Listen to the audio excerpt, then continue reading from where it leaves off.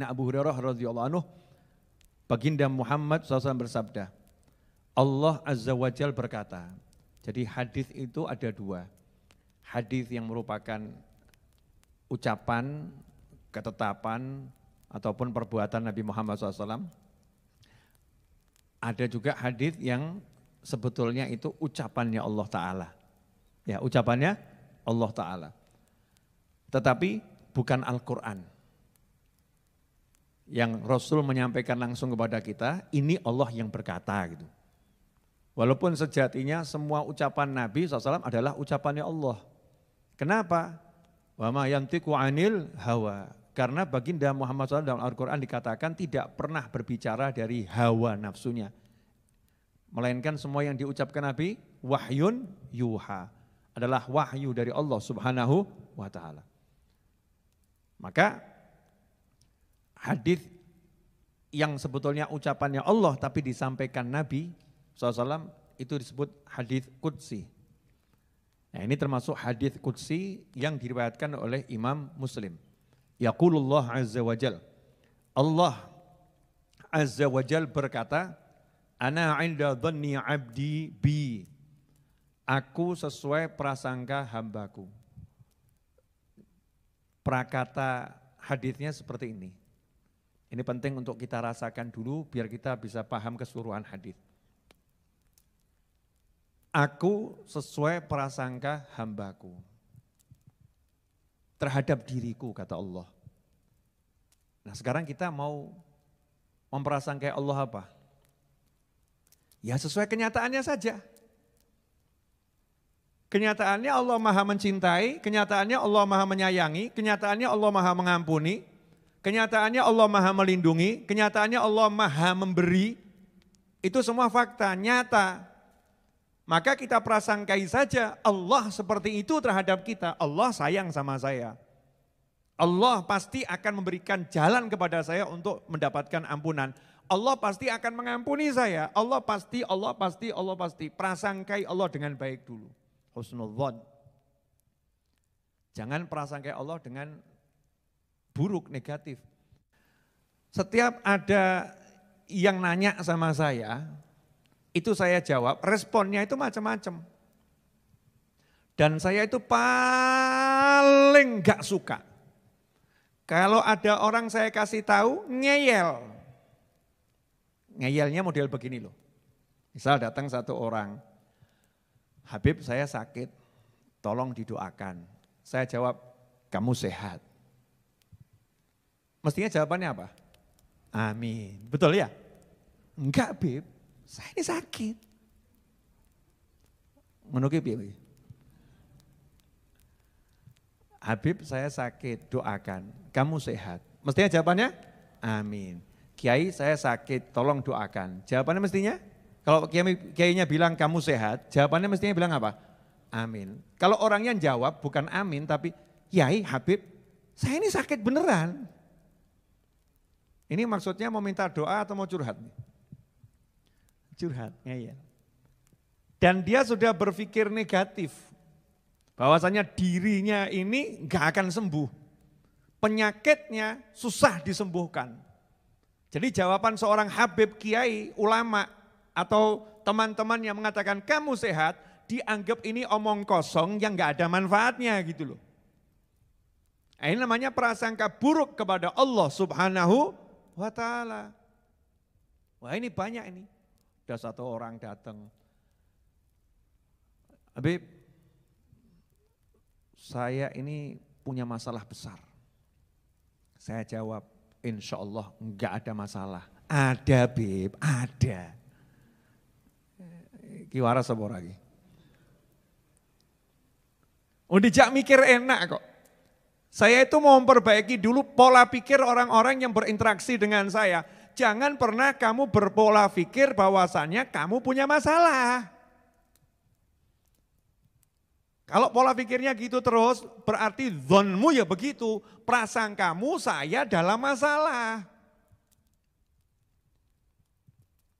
Ya enggak selesai-selesai. Ini kan pola pikirnya apa nih? Pola pikir negatif semua, enggak ada positifnya. Datang satu orang, Bib, doakan saya ini segera punya keturunan. Sudah 20 tahun saya menikah, belum punya keturunan. Kan gitu. Saya jawab, insya Allah kamu datang ke dokter yang satu itu, insya Allah kamu akan diberi keturunan sama Allah Ta'ala. Jawab, Beb, kalau urusan dokter saya udah keliling dunia. Gak ada hasilnya. Duh, kurang ajar toh. Mendahului kersani Gusti Allah, betul kan ya? Mendahului insya Allah. Udah dibilang insya Allah kok mendahului insya Allah. Berarti insya dia. Bukan insya Allah itu. Jika dia mau. Bukan jika Allah mau. Saya udah keliling capek ke dokter. Insya Allah. Mestinya kan amin. Amin, amin Bib. Insya Allah. Di mana alamat dokternya? Kan begitu. Membangun cara berpikir yang positif. Nah ini dalam kehidupan ini banyak teman-teman saya sesama muslim yang pola pikirnya itu nggak bisa positif gitu loh. Kena masalah sedikit hidupnya merasa hancur. Sedikit saja kena sesuatu langsung loyo, merasa nggak mungkin bisa bangkit, nggak mungkin bisa. Ini kan pola pikir yang harus kita rubah. Contoh, Bib, saya pengangguran, pengen punya rumah. Saya jawab, ringan memang saya kok jawab kan ringan, enggak mau yang berat-berat. Punya kompor enggak? Punya Bib. Punya wajan? Punya. Wajan itu bahasa Indonesianya apa? Alat penggorengan. Ya, cawan, ya bukan juga itu. Cawan wadah, bejana. Wajan juga ya? Iya, dari bahasa Jawa di Indonesia kan gitu. Kan asalnya Jawa wajan gitu kan. Wajan, punya. Minyak punya enggak? Punya. Kira-kira uang 50.000 punya?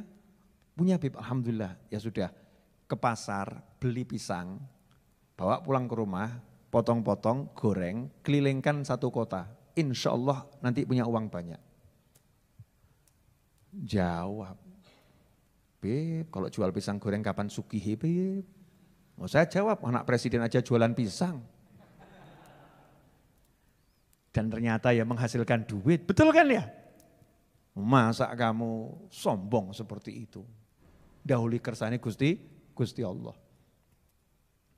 Ini kan gak beres ini pola pikirnya. Menganggap kalau jualan pisang gak bisa sugih. Padahal itu Noto Suman tuh yang sugih-sugih jualan serabi. Serabi Noto Suman. Di Jogja itu banyak orang sugih gara-gara jual gudeg. Betul ya? Iya. Ada di Indonesia ini banyak orang sugih gara-gara jualan bebek goreng.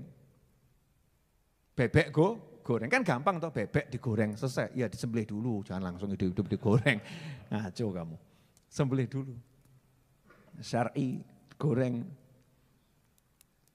Kalau pola pikirnya kerjaan ini tidak akan bisa membuat aku kaya, ya wis melarat, sudah miskin sebelum bekerja. Kenapa begitu? Ana 'inda dhanni 'abdi bi. Aku sesuai prasangka hambaku.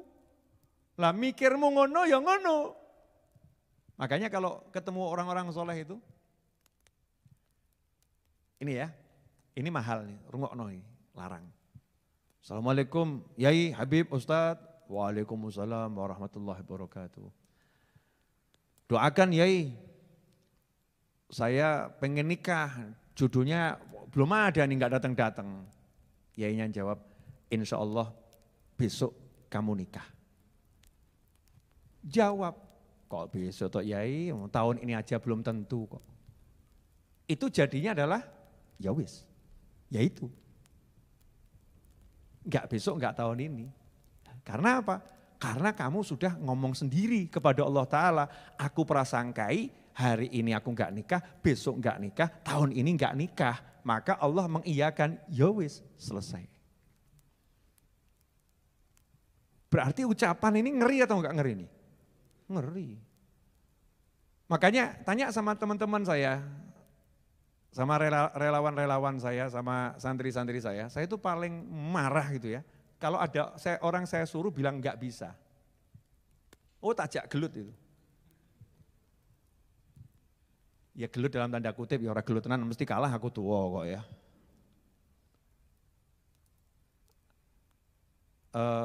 Kamu misal nih ya, beli tiket, gak ada Bib, gak mungkin dapat. Yang model begini nih, oh langsung saya coret, ya, tidak layak jadi murid saya. Kenapa? Kakek mikir, kebanyakan mikir. Kamu cari tiket, bismillah, sami'na wa ta'na. Nanti kalau udah keliling tutup kabeh baru laporan, tutup Bib, kan betul gitu.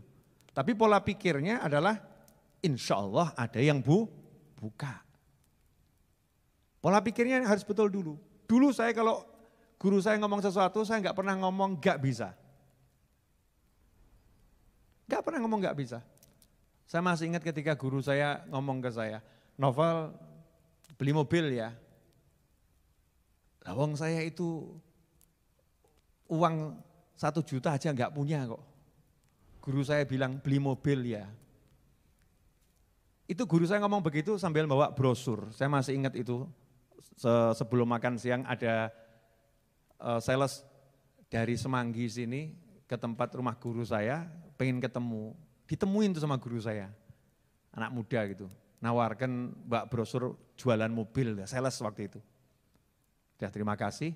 Kemudian guru saya ngomong, Novel nanti beli mobil ya sambil nunjukkan gitu. Ya coba kalau kamu, setelah batinah ngeledek ini. Oh sepeda motor aja minjem kok. Suruh beli mobil. Jawaban saya langsung, siap amin insya Allah gitu. Siap amin insya Allah. Langsung saya prasangkai, wah aku meh duwe mobil. Saya akan punya mobil. Dan sekarang teman saya Mas Hanata tuh bingung, bolak-balik saya jual beli mobil. Beli, jual, beli, jual, beli, jual. Sesuai kebutuhan, kalau pas gak punya duit, jual. Ya punya, beli lagi. Majelisnya butuh duit, mobilnya dijual. Nanti punya duit, belilah lagi. Nah orang yang gak paham, prasangka baik sama Habib Novel, alhamdulillah, wah Habib Novel sugih pol. Kenapa? Mobilnya gonta ganti. Tetap bagus, kecuali yang paham. Nah, ikhwani rahimakumullah. Saya prasangkai yang baik ucapan guru saya, enggak pernah saya mikir yang jelek. Moh saya mikir jelek. Dan saya paling marah gitu. Kalau orang dikasih tahu yang baik, kok jawabannya enggak bisa seperti itu. Enggak mungkin. Jadi kamus kata enggak mungkin, enggak bisa tuh kalau interaksi sama saya harus dicoret. Coret, enggak ada kamus enggak mungkin, enggak bisa. Enggak mungkin, enggak bisa. Coret. Ya semalam juga terjadi seperti itu. Enggak bisa Habib, tapi Habib coba, siapa tahu bisa. Oh dalam kamu saya enggak ada enggak bisa. Tak coba bener, bisa. Setelah itu langsung orangnya ke toilet. Teman saya gitu ya. Ya langsung mules itu, wah ternyata bisa nih. Kalah sama Habibnya ini ya. Jangan pernah memprasangkai Allah dengan hal yang buruk. Jangan pernah memprasangkai dirimu dengan hal yang buruk. Termasuk prasangka buruk sama Allah itu memprasangkai diri kita dengan hal yang buruk. Jangan. Dan jangan pernah memprasangkai orang lain dengan hal yang buruk. Selalu menanamkan prasangka yang baik, situasinya seperti apapun. Kondisinya seperti apapun, prasangka yang baik. Meskipun udah langit runtuh, bumi terbelah, ya secara teori nggak mungkin selamat, mikir oh selamat gitu loh. Jangan mikir, mati, remuk. Jelek lagi mikirnya. Optimis. Nah, itu mukmin memang harus gitu. Hasil nggak ngurus, prosesnya benar, hasil nggak ngurus. Yang penting prosesnya tidak salah secara syariat. Kemudian dilanjutkan oleh Allah Ta'ala, wa ana ma'uh. Kalau bahasa Hadramutnya gitu, wa ana ma'uh. Ya, tapi kalau bahasa Fushanya, wa ana ma'ahu, wa ana ma'ah. Dan aku bersamanya, hina yadhkuruni, ketika dia mengingat dan menyebutku. Ini kalau dihayati betul, ambles loh bumi ini. Remuk itu hati itu. Allah bersamamu kalau kamu ingat Allah. Makanya kalau ada orang sumpek-sumpek, ruwet-ruwet itu berarti dia nggak ingat sama Allah, mesti. Mumet aku, berarti Allah lagi nggak sama kamu itu. Kenapa Allah nggak sama kamu? Karena kamu nggak sama Allah. Kamu nggak bersama dengan Allah, maka Allah nggak bersama dengan kamu. Kamu nggak ingat sama Allah, maka Allah nggak ingat sama kamu. Kamu meninggalkan Allah, maka Allah meninggalkanmu. Kok iso awakmu sumpek? Kok bisa kamu suntuk? Kok bisa? Lah, ya suntuk. Lah apa sebab suntukmu? Nggak punya duit. Berarti kamu lupa kalau yang bisa ngasih duit hanya Allah. Makanya kan sabda Nabi, la haula wala quwata illa billah, obat untuk 99 penyakit yang paling kecil alham. Sumpek suntuk itu penyakit paling kecil yang disembuhkan dengan la haula wala quwata illa billah. Jadi kalau sumpek itu datang, ngusirnya gampang. La haula wala quwata illa billah. Ruwet la haula wala quwata illa billah. Enggak ada duit la haula wala quwata illa billah. Jodohmu angel la haula wala quwata illa billah. Saya ngomong sopo gitu loh ya. La haula wala quwata illa billah. Hanya Allah yang bisa. Enggak ada yang lain. Kamu bakal begini, la haula wala quwata illa billah. Hanya Allah yang bisa, enggak ada yang lain. La haula wala quwata illa billah. Terus yakinkan itu, kuatkan itu. Maka saat itulah Allah bersama kita waktu kita ingat sama Allah. Allah bersama kita artinya apa? Malaikat-malaikatnya Allah bersama kita. Junudullah. Ya, junudullah itu bersama kita. Bala tentaranya Allah bersama kita. Malaikat-malaikatnya Allah bersama kita. Malaikat akan mendoakan, sumpekmu hilang, sumpekmu hilang. Masya Allah, kepala kita tiba-tiba dikasih berbagai macam ide lewat lintasan-lintasan bisikan-bisikan positif dari malaikat. Begitu ruwet urusan rezeki, la haula wala quwata illa billah, la haula wala quwata illa billah. Mulailah Allah kirimkan, Allah bersamanya, maka Allah kirimkan bala tentaranya, malaikat pun mendampingi, malaikat memberikan segala macam ide. Berbuatlah ini, bekerjalah ini, lakukan ini. Nimbulkan optimis, gampang ki urusan duit beres. Bala tentara Allah bersama kita. Rahmatnya Allah, hati dibuat adem. Rahmatnya Allah turun. Allah kasih nur cahaya di hati kita, gelapnya nyingkir, tenang. Nah kenapa bisa tenang, bisa enggak ruwet, bisa enggak mumet? Karena Allah bersamanya. Allah bersamanya apa artinya? Di antaranya dikasih rahmat, dikasih sakinah, ya ketenangan hati, dikasih cahaya sehingga bisa melihat dengan jelas. Dikasih malaikat yang mengelilingi, malaikat yang melindungi, malaikat yang menolong. Ya tenang. Seperti Nabi Ibrahim alaihissalam mau dilempar ke api Namrud. Nabi Ibrahim gak pernah lupa mau dilempar ke api Namrud. Ya malaikatnya yang sibuk, malaikatnya Allah sibuk. Satu demi satu malaikat itu berbondong-bondong datang. Sendiko dawuh, mau diperintah apa siap, saya malaikat pembawa angin. Saya mau kirim angin biar apinya padam, enggak usah. Malaikat membawa hujan, saya diperintah Allah untuk membantu kamu. Saya siap ngirim hujan ke sini biar padam apinya, enggak usah. Makasih, enggak usah, makasih. Sampai pimpinannya semua malaikat, malaikat Jibril alaihissalam turun tangan. Ini kan menarik sekali. Siapa ingat Allah, maka Allah bersamanya. Makanya kalau kamu lihat ada orang yang bersama Allah, kamu enggak usah pusing. Tenang. Urusannya pasti dibereskan sama Allah Subhanahu wa taala. Urusannya pasti diselesaikan oleh Allah Subhanahu wa taala. Tapi yo ewangono. Jangan kamu lihat ada orang soleh sakit, butuh biaya ke rumah sakit, ya duitmu banyak, terus kamu jawab, oh dia orang soleh, tenang, nanti kan dapat rezeki, tapi orang mbak ewangi. Beliau akan dapat rezeki, beliau akan diselesaikan masalahnya oleh Allah Ta'ala, yang rugi kamu, kok enggak jadi bagian dari bala tentaranya Allah. Enggak jadi bagian dari yang digunakan oleh Allah Ta'ala untuk menolong hamba-hambanya, kan rugi kita.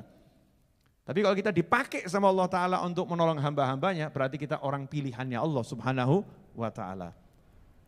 Wa ana ma'ahu hina yadhkuruni in dzakarani fi nafsih, dzakartuhu fi nafsi. Kalau dia itu ingat saya sendirian, dalam hatinya, gak ada orang yang tahu, gak di hadapan orang banyak. Kata Allah, aku juga akan ingat dia di dalam diriku. Loh, diingat sama Allah loh. Ingat diingat. Kalau dia mengingat aku, wa in dzakarani fi malain. Kalau dia mengingat aku di hadapan orang banyak, misalnya di pasar, la ilaha illallah wahdahu la syarikalah, lahul mulku walahul hamdu yuhyi wa huwa hayyun la yamut biyadil khair wa huwa ala kulli syai'in qadir. Dia baca 3 kali dengan suara keras. Kan di hadapan orang banyak, zikir bil jahar. Baik dia sendiri maupun berjamaah. Ini hadis termasuk dalil bolehnya zikir dengan suara keras di hadapan orang banyak. Atau zikir berjamaah bersama orang banyak. Hadisnya sahih, riwayat Imam Muslim dan yang lain. Kalau dia memang menyebut aku di hadap kelompok masyarakat, kelompok orang-orang, berarti kalau ada satu orang nyebut di kelompok orang, berarti orang ini kan diizinkan berzikir dengan suara keras di hadapan orang lain. Yang satu juga diizinkan berzikir di hadapan keras di hadapan orang lain. Yang satu diizinkan berzikir keras di hadapan orang lain. Nah yang diizinkan ini bersama-sama, yuk kita zikiran keras di hadapan orang lain. Akhirnya zikirnya berjamaah. La ilaha illallah, la ilaha illallah, berjamaah itu. Maka Allah bilang saya akan juga sebut-sebut dia di hadapan perkumpulan yang lebih baik dari perkumpulannya. Perkumpulan malaikat-malaikat yang besar, malaikat senior. Disebut-sebut sama Allah Ta'ala. Ini fulan, ini lagi nyebut aku nih. Ingat-ingat aku di majelisnya, di pasarnya, di suronya, di langgarnya. Disebut. Lah bayangkan kita di bumi, nama kita disebut di langit yang paling tinggi. Masya Allah. Sayangnya Allah pada hambanya. Disebut di langit yang paling tinggi. Jadi jasadnya masih di bumi, namanya sudah di langit. Seperti Sayyidina Bilal radhiyallahu anhu, orangnya masih di bumi, iya, tapi ternyata orangnya udah di surga. Udah jalan-jalan di sana. Kemudian lanjutan hadis ini, wa in taqarraba minni shibron, di riwayat yang lain zira'an ilayya, wa in taqarraba minni shibron taqarrabtu ilaihi zira'an, wa in taqarraba ilayya zira'an taqarrabtu minhu ba'an, wa in atani yamshi ataituhu harwalatan. Jika dia mendekat kepadaku sejengkal ini, maka aku mendekat kepadanya selengan. Kalau dia mendekat kepadaku selengan, maka aku mendekat kepadanya ba'an. Ba'an ini 2 tangan kita bentangkan. Dari ujung jari sampai ujung jari, ba'an. Jika dia mendekat kepadaku dengan berjalan kaki, maka aku akan berlari menghampirinya, berlari kecil menghampirinya. Jangan salah mengartikan hadis ini ya, ini bukan menyamakan Allah dengan makhluk. Bukan tasbih ya, bukan menyamakan Allah dengan makhluk. Maha suci Allah dari menyerupai makhluk. Tetapi ini adalah permisalan yang Allah berikan. Permisalan. Permisalan untuk apa? Mendekatkan pada pemahaman. Kalau ada orang itu mau mendekat kepada Allah sejengkal. Artinya yo males pol gitu loh. Kitanya males pol. Mau mendekat tapi masih malesnya luar biasa. Malas, dengan malas mau mendekat pada Allah Subhanahu wa ta'ala. Maka Allah akan melipat gandakan pahalanya. Yang segini jadi segini. Rahmatnya, ampunannya diganti sama Allah tuh 3 kali lipat. Ini kan yang selengan ini kan 3 kali lipatnya nih Shibron. Kalau ternyata dia selengan, Allah akan mendekat kepadanya 3 kali lipat lagi. 1, 2, 3. Ini karena pakai bahasa tubuh. Ukuran-ukuran yang dipahami orang Arab di masa itu. Karena kalau pakai meteran kan nggak mudeng, berapa meter gitu. Pakainya bahasa tubuh. Kalau ternyata dia mendatangiku dengan berjalan, aku mendatanginya dengan berlari. Artinya apa? Artinya ampunannya Allah itu lebih cepat daripada kita minta ampun. Allahumma gfirli, wes diampuni loh. Ya Allah beri saya rahmat, sudah dari rahmati. Datangnya rahmatnya Allah lebih cepat dari permintaanmu untuk minta rahmat. Datangnya ampunannya Allah lebih cepat daripada permintaanmu untuk minta ampun. Datangnya pertolongan Allah lebih cepat daripada permintaanmu minta tolong. Nah, cuman kadang-kadang kita ini yang menganggap makna pertolongan Allah itu kan beda-beda. Bib, katanya saya kalau minta tolong sama Allah ditolong, tapi ternyata kok hutang saya nggak selesai-selesai. Ya, makna pertolongan Allah ini apa? Itu dibahas di pelajaran khusus, bukan malam hari ini. Ya, bukan malam hari ini. Nah, sampai titik ini mudah-mudahan cukup bisa dipahami bagaimana Allah itu lebih mendekat kepada hambanya ketimbang hamba itu mendekat pada Allah. Saya mau kasih ini mudah-mudahan bisa dirasakan. Kalau ada pekerja pengangguran,